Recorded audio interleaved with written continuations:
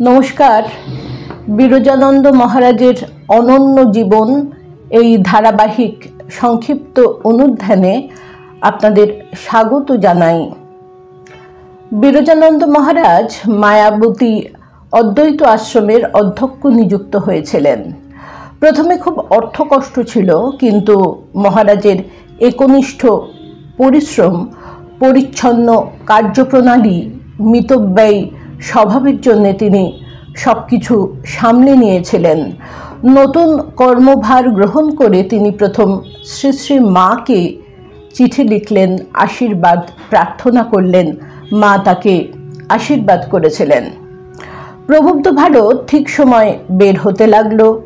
স্বরূপানন্দজি স্বামীজির সম্পূর্ণ গ্রন্থাবলী প্রকাশের ব্যবস্থা শুরু করবেন ভেবেছিলেন।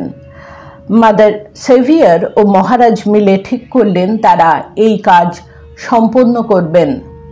1907 সালে বিমলানন্দ মহারাজ মায়াবতীর কর্মী হিসাবে তাকে সাহায্য করতে এলেন, কিন্তু 1908 সালে তিনি ফুসফুসের অসুখে আক্রান্ত হয়ে দেহত্যাগ করেছিলেন। ধর্মজীবনের প্রারম্ভে যার অনুপ্রেরণায় সবকিছু, তাকে হারিয়ে এক গভীর শূন্যতা সৃষ্টি হয়েছিল মহারাজের জীবনে। তিনি তো তার অনুপ্রেরণা ছিলেন। একদিন তিনি এই পৃথিবী ছেড়ে চলে গেলেন, যার সঙ্গে ধর্মজীবনের সমস্ত কিছু শুরু হয়েছিল। রিপন স্কুলে একসঙ্গে পড়তেন তিনি এবং খগেনের বুদ্ধিমত্তা, মিশুকে ভাব সব ছেলেদের আকর্ষণ করত।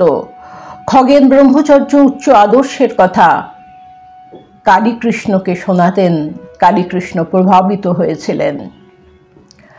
তাদের দলে স্বামী শুদ্ধানন্দ, স্বামী প্রকাশানন্দ, এদের মতো সাধুরাও ছিলেন। খগেনের বাড়িতে মিলিত হয়ে তারা ধর্মগ্রন্থ পাঠ আলোচনা করতেন।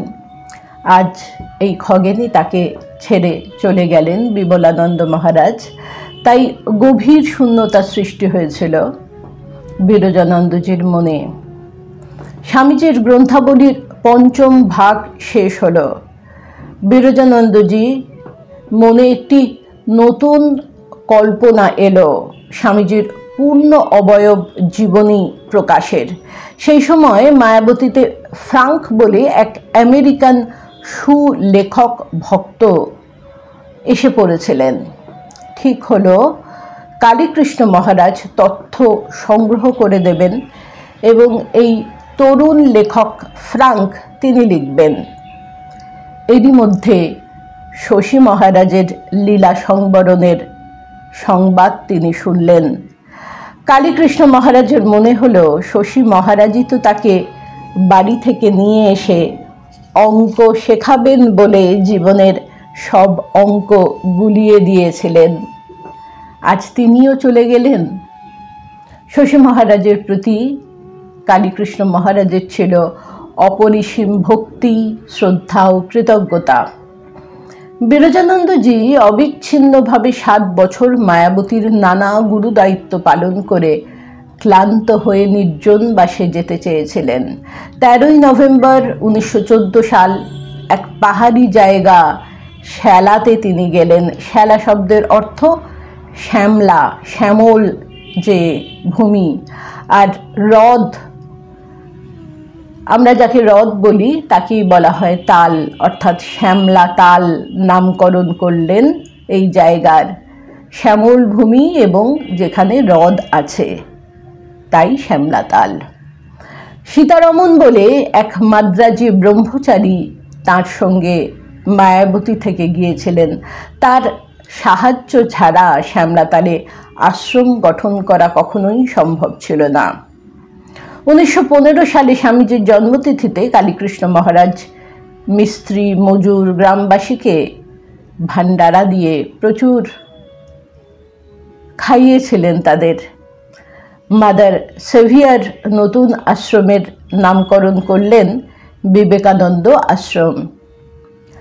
মাদার সেভিয়ার শ্যামলাতালে যখন ছিলেন, কালীকৃষ্ণ মহারাজের সঙ্গে তিনি গ্রামগুলিতে ঘুরে বেড়াতেন, পাহাড়ি শিশুদের খাবার দিতেন, পয়সা দিতেন, কখনো পর্বত শৃঙ্গ দেখে আনন্দিত হতেন। মিস ম্যাকলাউড যখন এসেছিলেন, মাদার তার ঘরটি তাকে ছেড়ে দিয়েছিলেন। স্বামীজির স্মৃতিচারণে কয়েকদিন তারা মেতে উঠেছিলেন। নমস্কার।